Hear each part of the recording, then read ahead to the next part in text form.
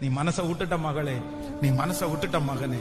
ஆண்டவரே, இதுவரைக்கும் என்ன காத்திருக்க பண்ணினீரே, இதுவரைக்கும் எனக்கு நடக்கலையே. யாராருக்கெல்லாமோ நடந்துச்சு, உங்களை சுத்தி இருக்கிறவங்களுக்கு நடந்துச்சு, உங்க சொந்தக்காரங்களுக்கு நடந்துச்சு, நீங்க ஜெபிக்கிறவங்களுக்கே நடந்துச்சு, நீங்க சொன்னவங்களுக்கு நடந்துச்சு, உலகத்தானுக்கு நடந்துச்சு. ஆனா எனக்கு என்ன பதில் சொல்லுவேன்?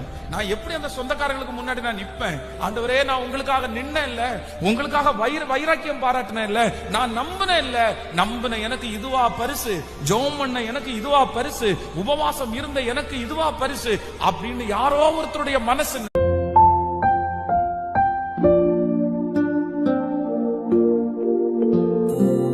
நான் நம்புறேன், இந்த சத்தத்தை கேட்டுக் கொண்டிருக்கிற என் அன்பு ஆண்டவருடைய பிள்ளையை, இன்று ஆண்டவர் உன்னோடு கூட பேசுகிறார். உன்னை நிறைய பேர் தலை குனிய பண்ணலாம். நீ வேலை செய்த இடத்துல உன் தலை குனிய பண்ணலாம். உங்கள் பேரை கெடுத்து உங்களை தலை குனிய பண்ணலாம்.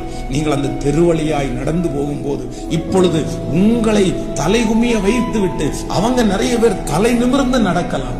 ஆனா ஆண்டவர் இரண்டாவதாக வாக்கு கொடுக்கிறார், உன் தலையை குனித்தவர்கள் சீக்கிரமாய் தலை குனிந்து ஊர்ல இருக்கிற நிறைய பேர் உன் கண்ணீரை வச்சு கொண்டாடுவாங்க. ஆனா உன் கண்ணீரை வச்சு கண்ணீர் விடுகிறது என் ஆண்டவர் மாத்திரமே. நீ அழுகிறத பார்த்து என்ஜாய் பண்ணுகிற சாடிஸ்ட்ங்க இருக்கிறாங்க இந்த உலகத்துல. நீ அழுகணுன்றதுக்காகவே வார்த்தைங்க ஈட்டிய போல உனக்கு விரோதமாய் பேசுறாங்க. உனக்கு தெரியல, நீ அழுகணுன்றதுக்காக தான் அப்படி பேசுறாங்க. நீ துக்கப்படணுன்றதுக்காக தான் அப்படி பேசுறாங்க. நீ வேதனைப்படணும் தான் அப்படி பேசுறாங்க. ஆனா உன் கண்ணில இருந்து ஒரு சொட்டு கண்ணீர் வருவானால் அதை துருத்தியில எடுத்து வச்சு அதுக்கு பதில் கொடுக்கிறேன்னு சொல்லு. உங்களை இன்னைக்கு ஏற்றுக்கொள்றதற்கு ஒருத்தருமே இல்லையா?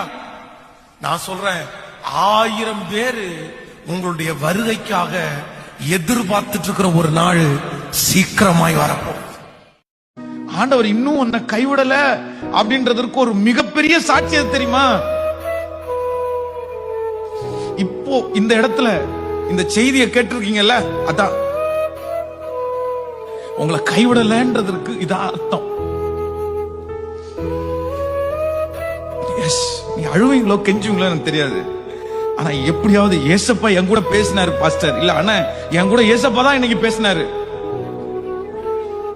நான் ஒப்பு கொடுக்கிறேன்றவங்க மட்டும். உடைக்கப்பட்ட நேரத்தில் எல்லாம் என்னை உருவாக்கின கிருபை இது. ஒன்றுமில்லா நேரத்தில் எல்லாம்